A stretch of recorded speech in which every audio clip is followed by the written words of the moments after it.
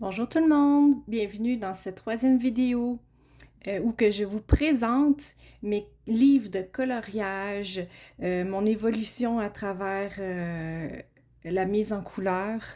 Mais avant tout, je vous invite à mettre un pouce en l'air si vous aimez mon vidéo et à vous abonner à ma chaîne. Ça me fera vraiment plaisir.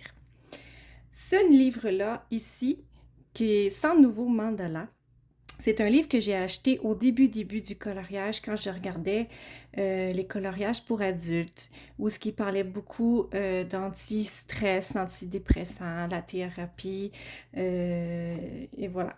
Donc, ce livre-là, vous le connaissez déjà un peu parce que j'ai utilisé une de ces feuilles. Oups, on va aller à la bonne place. Dans la deuxième vidéo, c'est dans ce cahier que je fais mes tests. C'est pas mal la seule chose que j'ai dessinée, que j'ai colorié là-dedans. Je trouve qu'il y a quand même beaucoup de mandalas originales. On voit par contre qu'il y a plusieurs où les détails sont tellement minuscules. Regardez, je vous agrandis ça ici. C'est tellement minuscules les détails que malheureusement pour moi, ça me donne mal à la tête, ça me donne mal aux yeux. Donc, si je veux colorier un dessin comme ça, je dois avoir une loupe. Regardez celui-là ici. Je vais vous zoomer un peu plus encore. Regardez tous les détails qu'il y a à l'intérieur. Il est vraiment joli. Mais comme je vous dis, pour moi, c'est difficile pour mes yeux, vraiment. Donc, ce n'est pas que j'aime pas mon livre, mais je dois trouver une façon de m'adapter à ça. Quand j'ai acheté ce livre-là de mandala, j'en ai acheté plusieurs en fait. Voici mon deuxième. Je n'ai fait qu'un seul dessin à l'intérieur et comme vous allez voir, il n'est pas terminé. Je m'étais donné pour but de prendre 6 couleurs et de les disposer de façon à ce qu'elles ne se touchent pas à travers le dessin. Bien sûr, j'ai pris le temps de noter, d'écrire sur un papier quelles étaient les couleurs que j'ai utilisées parce que quand ça fait plusieurs mois qu'on ne touche pas à un dessin, à un coloriage, on ne sait plus trop quel outil on a utilisé. Donc, je l'écris sur un papier, comme ça, je les mets de côté. Quand je veux y revenir, je prends les crayons que j'ai utilisés à la base et je continue mon dessin. Mais toujours avec ma petite loupe, parce que celui-ci aussi, si vous voyez bien, les détails, il y en a beaucoup, un peu moins que dans l'autre, mais ça aussi, mes yeux ont bien de la misère. En voici un troisième. Je vais vous montrer seulement qu'une page que j'ai commencé. En fait, c'est un coloriage que j'avais même oublié que j'avais commencé, que je viens de revoir en vous préparant cette vidéo. J'aime bien les couleurs que j'ai choisies. Je trouve qu'elles sont en harmonie ensemble. J'ai utilisé des feutres à alcool. Je pense que je vais m'y mettre et le terminer, puis vous le présenter une fois qu'il sera terminé. Ça va être un beau petit plus à ajouter à ma collection. On va le remettre à l'intérieur pour le protéger. Ensuite, après ma période mandala, je suis tombée là-dessus. Des livres comme ça de Creative Heaven qui, je pensais, m'auraient beaucoup plu parce que je voulais découvrir des nouvelles couleurs, essayer des nouvelles choses. Ce livre-là, c'est seulement que des visages interprétés de différentes manières, différentes façons.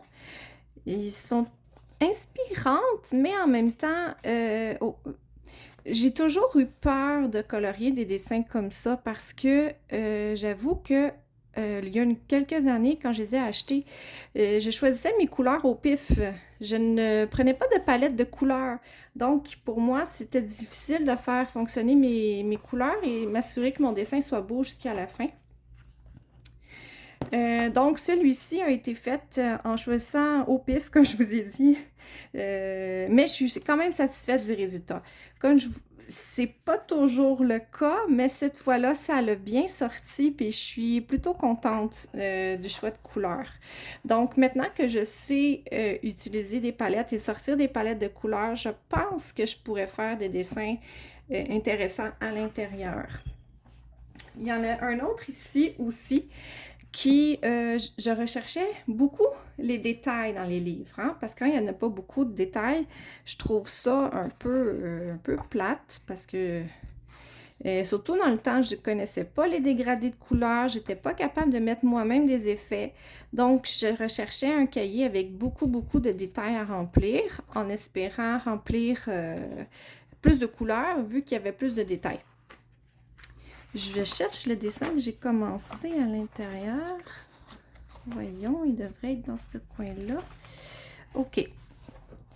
Et comme je vous dis, là, on peut voir vraiment que je n'avais pas d'idée précise de ce que je voulais faire.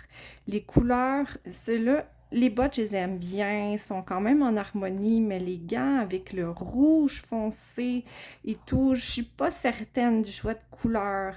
Je pense que c'est ce qui me fait arrêter le dessin à ce niveau-là et de ne pas le terminer. Par contre, je sais aujourd'hui que de terminer un dessin au complet peut quand même le sauver d'une façon de parler. Là, je sais quelles sont mes couleurs. Je peux aller me chercher des palettes qui sont dans les teintes pour essayer d'harmoniser le reste autour et sauver mon dessin. Ensuite, après cela, dans les mêmes temps à peu près, j'avais acheté ce livre-là, je pense, sur Archambault. C'est un livre un peu d'histoire. Il raconte une histoire à l'intérieur en même temps de mettre des coloriages. J'ai essayé de me fier un petit peu sur le... J'en ris encore parce que quand je le regarde, je trouve pas que c'est si joli. Qu'est-ce que j'avais fait? On voit ici, il nous avait donné une formule de couleurs à utiliser pour le dessin. Donc, des contrastes profonds, riches et veloutés, des bourgognes, les bleus foncés, des verts profonds et foncés. Donc, des couleurs métalliques, gold, silver, copper. On voit que ce que j'ai essayé, mais c'est pas ça. Je trouve qu'il y a un petit quelque chose dedans qui pourrait être amélioré. Le fait d'avoir choisi le mauve pour la peau, je suis pas certaine. Je le regarde puis je me dis, mais c'est en faisant des erreurs qu'on apprend. Donc, c'est ça pour ce cahier. Ensuite, je voulais essayer des coloriages mystères. J'ai vu plusieurs coloriages mystères sur Internet et j'ai trouvé quand même bien. Par contre, je dirais pas que je suis en amour avec le livre que j'ai choisi. Juste un exemple ici. Je m'en rappelle pas c'est à quoi c'est supposé ressembler. Attendez un instant. Dans ce sens, dans l'autre sens. J'étais en train de bouger toute la caméra en essayant de trouver une façon de le présenter. On voit que, premièrement, j'ai essayé de mon mieux de prendre une couleur qui ressemble aux couleurs qu'on est supposé utiliser. Oups, je bouge encore la caméra, je suis vraiment désolée. Mais je pense que c'est un désert de dunes. Vous voyez, c'est pas très évident. Ici, ça a été fait au feutre. Ah oui, je comprends le dessin. Mais même encore, j'ai eu de la misère à trouver des feutres qui correspondaient exactement aux couleurs demandées. Je trouve qu'il manque de détails, c'est très fade. Les couleurs s'harmonisent mal. C'est sans doute mon choix de couleur qui a donné ça, mais peu importe celui que je fais, j'ai de la misère, là. J'ai vraiment de la misère, là. Je vais essayer de vous montrer celui-là sans tout bouger. Là, on a des pommes. On voit encore que les couleurs, c'est pas ça, hein? C'est pas beau. Je sais pas encore si j'aime ce livre ou si c'est moi qui n'ai pas compris avec quoi le colorier. Ce livre-là, de Creative Heaven. Je suis en amour avec. Je n'ai pas fait beaucoup de coloriage parce que je pense que c'est toujours la peur de se lancer qui m'empêche de les faire, mais j'aime tellement le thème fantaisiste, les fées dans la forêt, des trolls, des licornes. Je vais vous montrer quand même les dessins que j'ai faits. J'en ai colorié 2. OK, on y va pour le premier. Je veux juste vous montrer en ordre. OK, celui-là, je l'ai fait au crayon feutre à alcool. J'aime bien le choix des couleurs. Quand je le regarde, j'ai une histoire dans ma tête qui me vient, donc ça m'inspire immédiatement. Je suis très satisfaite de mon dessin. L'autre que j'ai fini, je l'ai terminé ici. On voit que j'ai un peu plus d'expérience avec des dégradés de couleurs.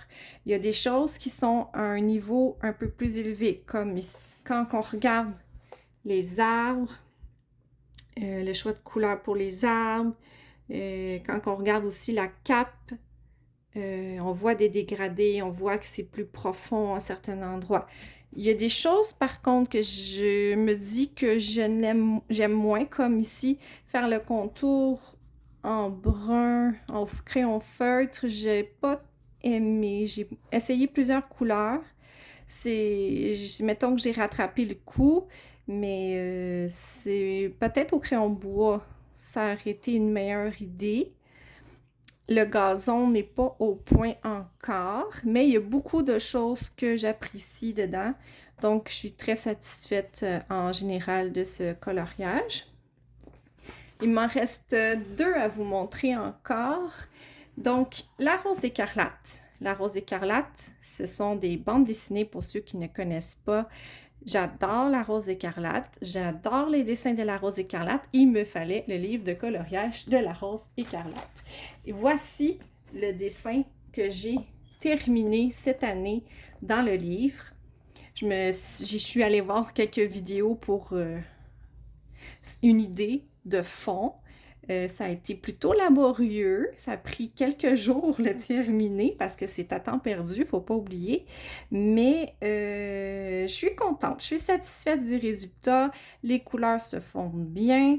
J'ai appris des dégradés pour les vêtements. Ici, on voit qu'il y a plusieurs grains de couleurs. Ça fait une espèce de tissu brillant, velouté. J'aime bien. Et mon dernier livre que je viens de m'acheter cet hiver, hein, parce que là, on est en été. Le livre de Teresa Goodrich. J'adore. Elle a fait plusieurs livres. Sa manière de faire les dessins, il y a des détails sans être trop petit. C'est vraiment inspirant. On nous emmène dans des univers. Et moi, dès que j'ai une histoire en tête, c'est plus facile pour moi d'aller faire un dessin, de le colorier, d'y mettre de la vie. Je cherche celui que j'ai terminé, j'y arrive.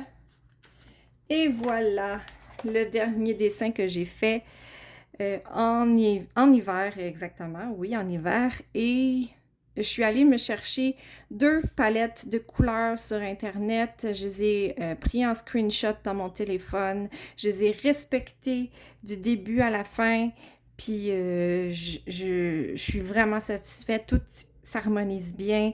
J'ai commencé par faire le feutre dans le fond, les crayons de bois sur le dessus avec des dégradés et puis j'adore. Je suis vraiment satisfaite. Ça m'a pris plusieurs semaines de le faire, mais je suis très, très, très contente du résultat. Bon, ben voilà, c'était tout ce que je voulais vous montrer pour l'instant. Puis on se retrouve dans une prochaine vidéo. Passez une belle journée. Bye bye.